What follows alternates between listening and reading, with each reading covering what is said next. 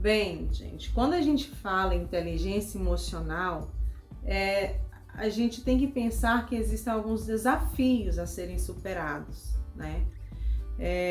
A inteligência emocional é um dos temas, não claro, só ele é o principal, né?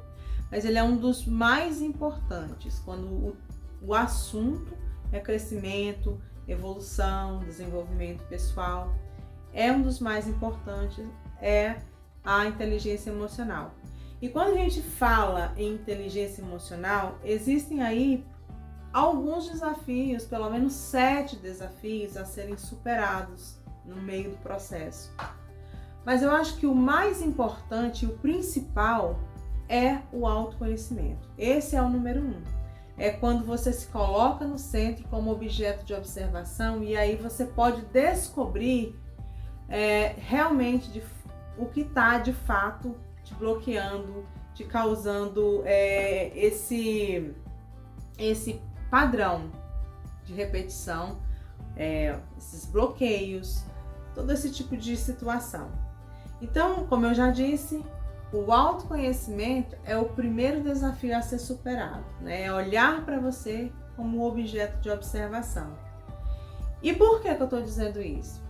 Porque você tem que se policiar, você tem que monitorar os tipos de pensamentos que você tem tido.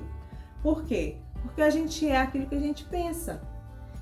Eu sou aquilo que eu penso. Eu vou em direção daquilo que eu acredito. Para eu acreditar em algo, aquilo já tem que ter enraizado, se tornado uma convicção.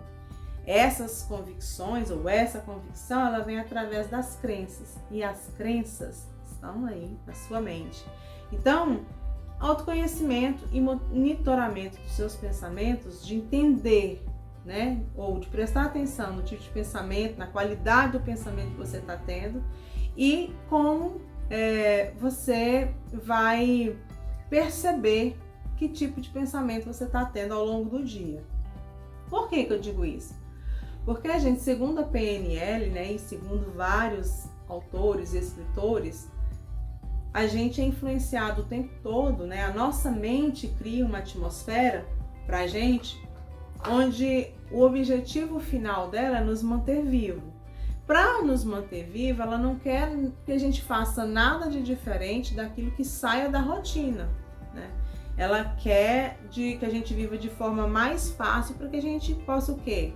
Crescer, se reproduzir e adiante nesse ciclo, né? Que a gente já está cansado de conhecer. Para a gente monitorar esses pensamentos, né? Entender como que eles funcionam, a gente tem que entender primeiro o funcionamento da nossa mente. A nossa mente, ela tem basicamente 3 estruturas, que é a mente consciente, subconsciente e o inconsciente. No processo, a gente foca mais na mente consciente e na mente subconsciente. Por quê?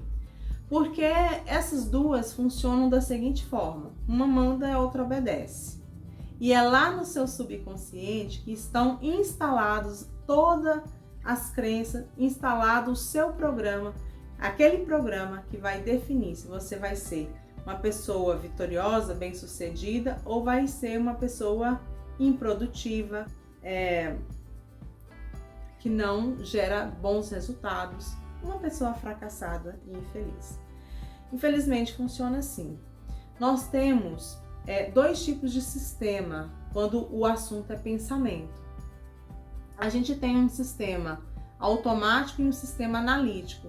O sistema analítico, ele está relacionado à nossa mente consciente, que é aquele que toma decisões, que analisa fatos, que critica, que é capaz de decidir as coisas, que te chama para ação, entendeu? Esse é o sistema de pensamento analítico. Só que esse tipo de sistema, ele gasta muita energia. É aquele que gasta energia e tal, e ele está relacionado à sua mente consciente, né? O seu dia a dia, a sua consciência, aquilo que você percebe. Já o sistema automático, ele está relacionado ao seu subconsciente, é ele que gera as emoções, aos seus medos, frustrações. Ele está diretamente ligado às suas crenças, ou seja, todas aquele conjunto de regras que você foi submetido ou que você viveu dentro do seu sistema, que você viveu por situações diversas. O sistema automático, ele é responsável pela maioria dos nossos pensamentos. Porque você sabia que apenas 5% dos nossos pensamentos são pensamentos novos? Nós temos em média entre 7 a 10 mil pensamentos diários, mas de todos esses pensamentos, apenas 5% realmente veio do nosso sistema de pensamento analítico.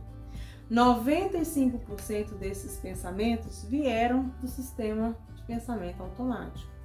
Afinal de contas, ele quer o quê? Ele quer te poupar energia, para que você consiga passar todo esse processo, né, te manter vivo, vamos dizer assim. Então é muito importante a gente olhar para si e entender o seguinte: que tipo de pensamento é que eu estou tendo? Qual o padrão de pensamento? Porque existem 2 tipos de padrões de pensamento e esses padrões são repetitivos. Existem positivos e negativos. Se você tem mais tipos de pensamento negativo, isso vai definir o seu fracasso. Se você tiver mais pensamentos positivos, vai definir o seu sucesso. Então, eu te deixo aqui o questionamento de hoje. Você está vivendo no analítico? Você tem consciência dos seus hábitos, dos seus atos? Ou você está vivendo no automático?